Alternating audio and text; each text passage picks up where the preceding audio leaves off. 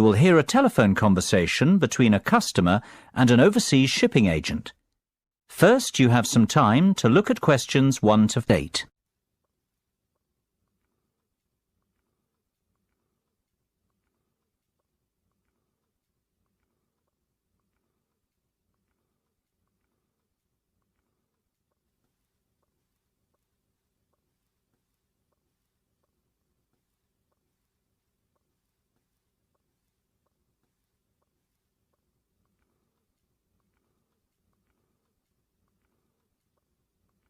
You should answer the questions as you listen, because you will not hear the recording a second time. Listen carefully and answer questions 1 to 8. Good afternoon, Denham Shipping. How can I be of service? Well, I wish to inquire about sending a container of personal items from the UK to Ireland. No problem. Would you like me to give you an estimate of the cost? Yes, please. Well, first of all, may I take your details? Of course. My name's Tim Lafferty. Could you spell your surname for me, please, Tim? Yes, it's Lafferty. Lafferty. Thank you, Tim. Now, where would you like us to pick your container up from? My university, if possible. OK. Let me make a note of the address. It's Abbeyfield University. Is that Abbeyfield?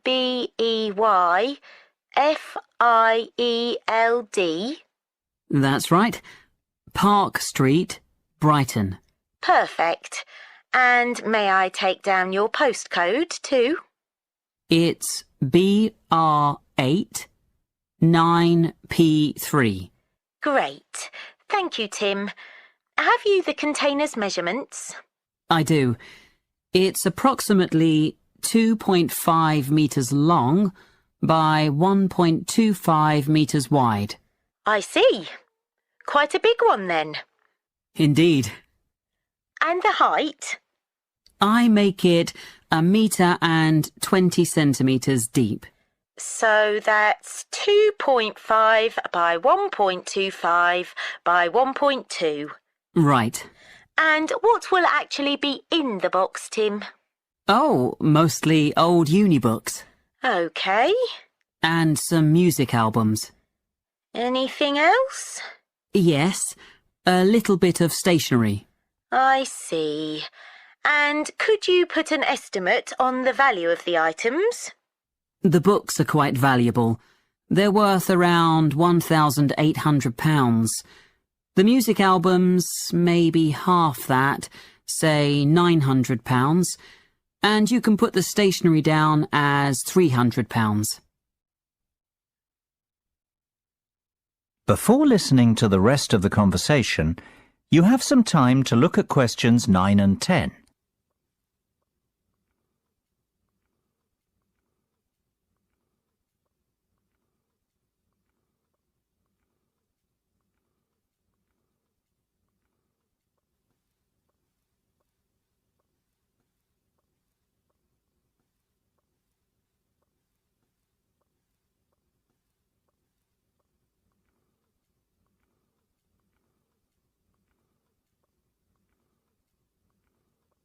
Now listen and answer questions 9 and 10. OK. And will you be purchasing contents cover from us also? I'm not sure what you mean. Sorry, let me explain. Because your items are worth more than £2,000, we recommend that you purchase insurance to cover yourself in the event of damage or loss. Makes sense. What are my options? Well, we offer 3 insurance deals: the premium rate, standard rate and economy rate ones. Premium offers full cover in the event of loss, damage or theft, which means you would be provided with the full cost of replacing your belongings. What about standard and economy? Standard will give you today's value. the second-hand value of your belongings, and economy provides you with a fixed payment of £1,000 in the event of loss, damage or theft. Well, I can afford to live without those books, to be honest, so just give me the cheapest option. We recommend standard cover for all our customers. No, thank you. That won't be necessary. The cheapest option will be fine. No problem. And one last thing, will you be needing delivery at your office, at your house, or do you intend to pick up your container at the port?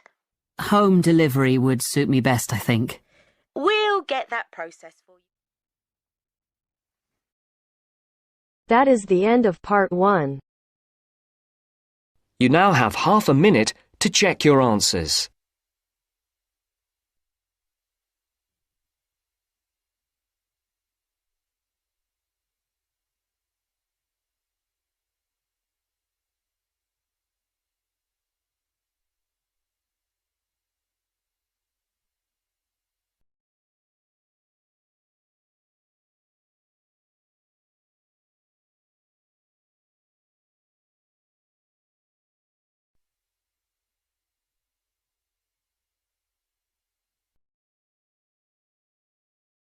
Now turns to part 2. Part 2. First, look at questions 11 to 14.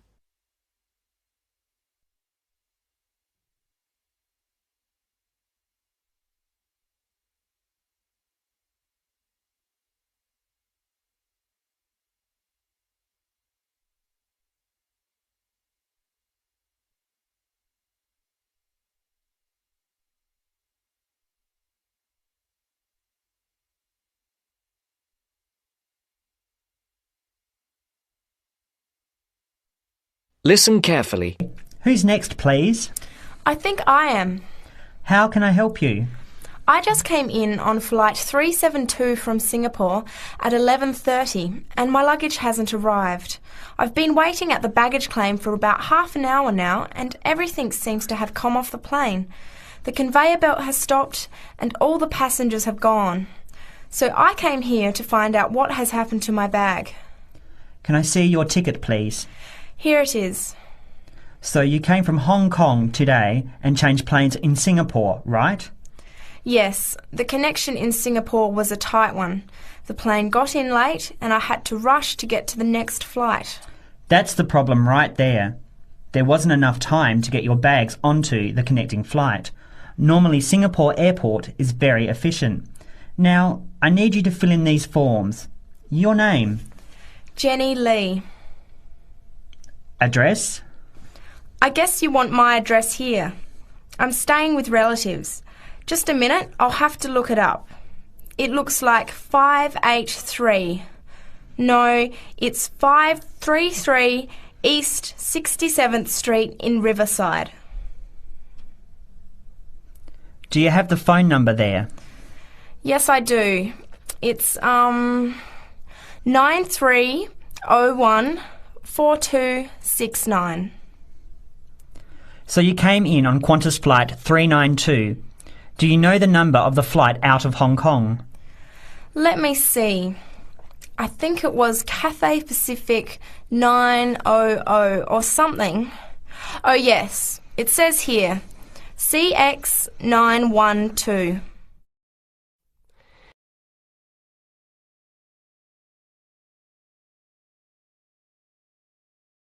Before the broadcast continues, look at questions 15 to 20.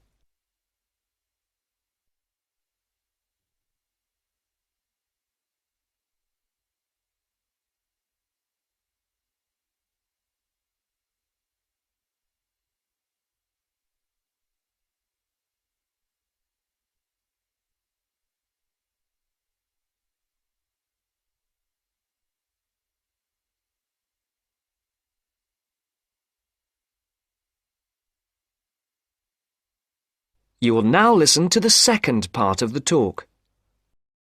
Right. Now, I need a description of the luggage. How many pieces did you check in? Just one. Can you describe it for me? Here is a picture to help you. Okay. It's a big bag, like this one. Rectangular. Not hard shell, but soft covered, and it has a zipper around the front. Is it black?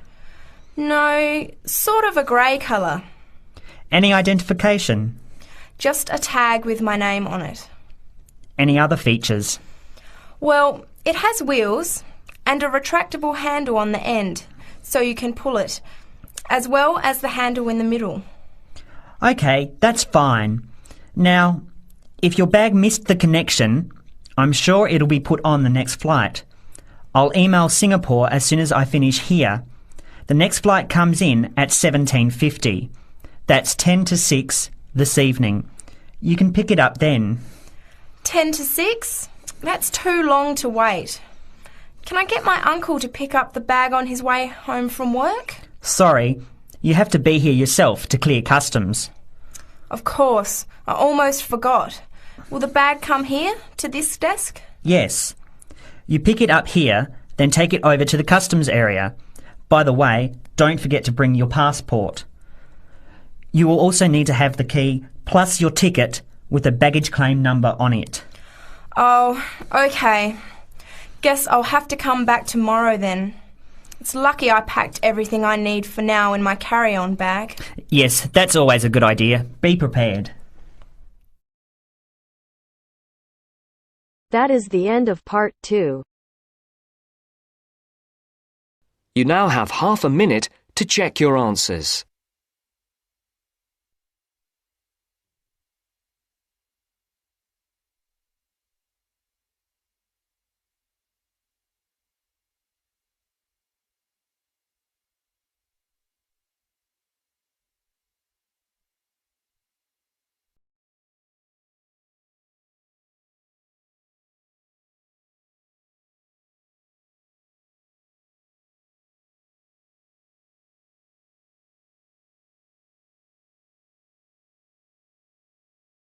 Now turns to part 3. Part 3. You'll hear a conversation between Astrid and Henry about the lecture they've just heard. First, you have some time to look at questions 21 to 24.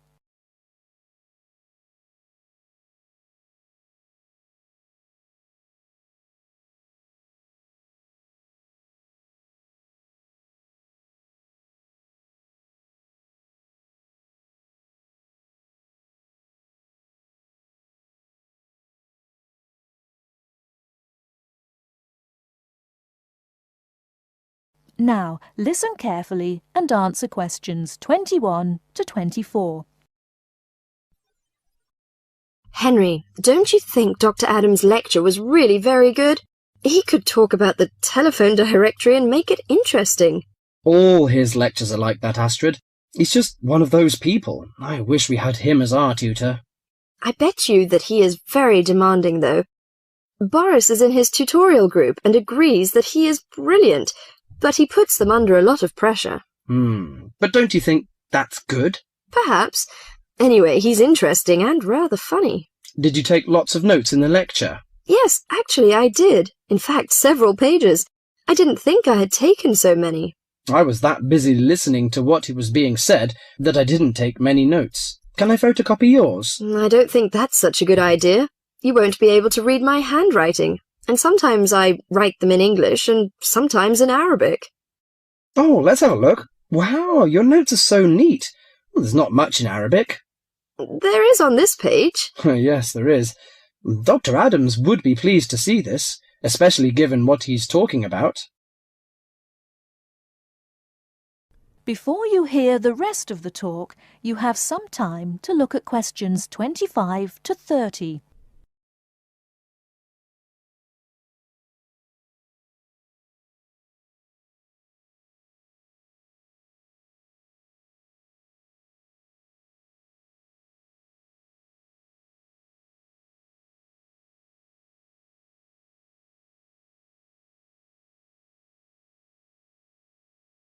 Now listen and answer questions 25 to 30. Don't you keep careful notes? Sometimes. It depends on the lecture. I don't think I'll forget Adams's lecture today, but some of the details will fade.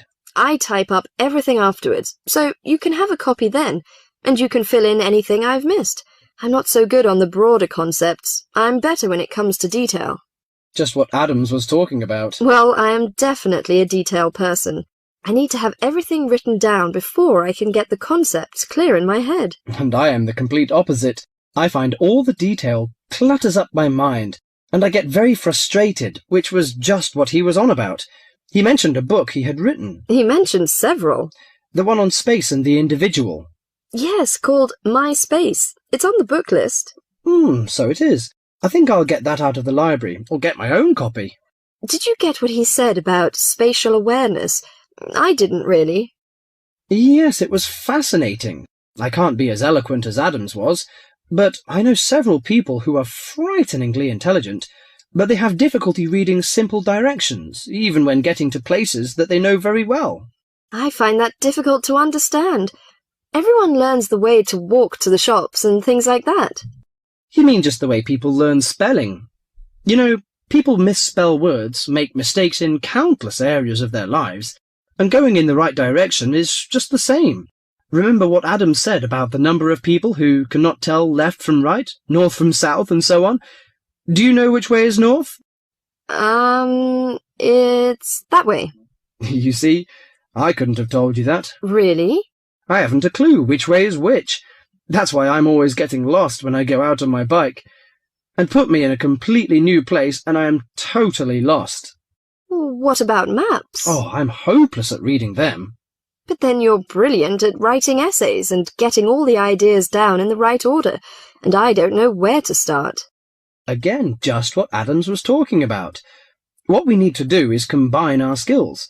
You teach me to cope with detail, and I'll teach you how to string concepts together. Okay, we can do that. That is the end of part 3. You now have half a minute to check your answers.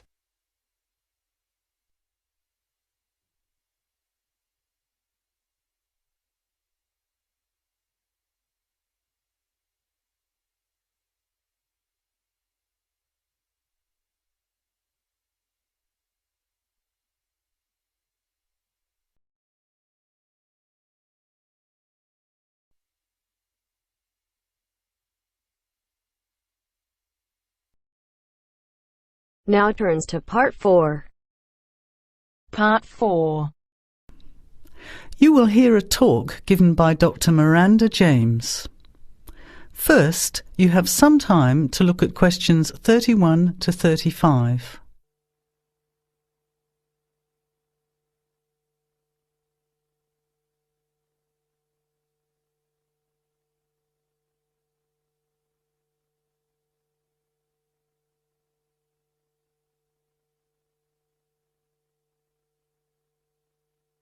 Now, listen carefully to the talk and answer questions 31 to 35. Good afternoon, everybody, and welcome to the first in a series of talks we have arranged for the Overseas Students Association this semester. Dr. James has very kindly agreed to speak to us today on the topic of public speaking, and judging from the large numbers of you here, it's clearly a subject of great interest and relevance. Dr. James. Hello. It's good to see so many of you here, and hopefully what I'm going to tell you will be useful to you both here at the university and in your future employment. Many people avoid speaking publicly, by which I mean in front of, say, 10 or more people. Not because they lack the ability, but mainly because they lack confidence, which is really only due to lack of practice. Today, as a consequence of the influence of television, audiences expect speakers to be relatively brief and to the point, in addition to being well-informed and interesting or entertaining. Probably the most important part of public speaking is what you do beforehand, by which I mean preparation. This includes practical details, such as knowing precisely what your topic is, and exactly how long you are expected to talk for. You should also plan the content thoroughly. A good strategy is to write out the content as you intend to say it, and then make brief notes, preferably on small cards, which you use to talk from. This way you sound more natural. You incorporate pauses while you look at your notes, and you can then look at your audience while you are speaking. Never read your speech without looking at the audience. Eye contact is a very important part of communicating with an audience. So deliberately move your head and look around at your audience. Pauses are important, as most people, when they are nervous, tend to rush through their speech. Now you have some time to look at questions 36 to 40.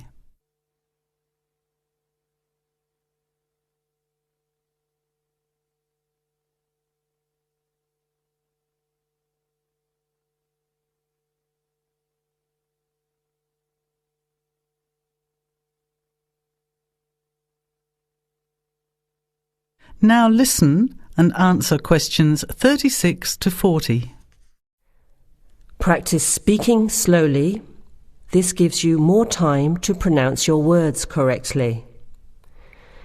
It's always easier for your audience to listen to someone whose speaking is clear and calmly paced, so that they can understand the ideas being explained. And the bigger the group, the more slowly you should speak. Remember to project your voice, speaking clearly to the person furthest away from you. It's a good idea to rehearse and record yourself. Pay attention to your intonation when you listen to yourself. It's even harder if you're speaking in a second language, I would imagine. But there's nothing worse than listening to a flat, monotonous voice. So try to vary your tone and rhythm. This will add meaning to your words. Lastly, pay attention to both your posture and your gestures. A confident person stands or sits in a small group with their head up, chin out, and shoulders back. Try to avoid scratching or fiddling with your hair or beard, or pens, jewellery, and so on.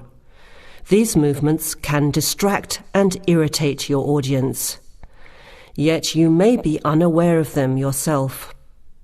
Another reason for rehearsing, preferably with feedback from a friend, or better still, on video. I hope these few tips will make your experience of speaking in public a little easier. Remember, practice makes perfect. That is the end of part 4. You now have half a minute to check your answers.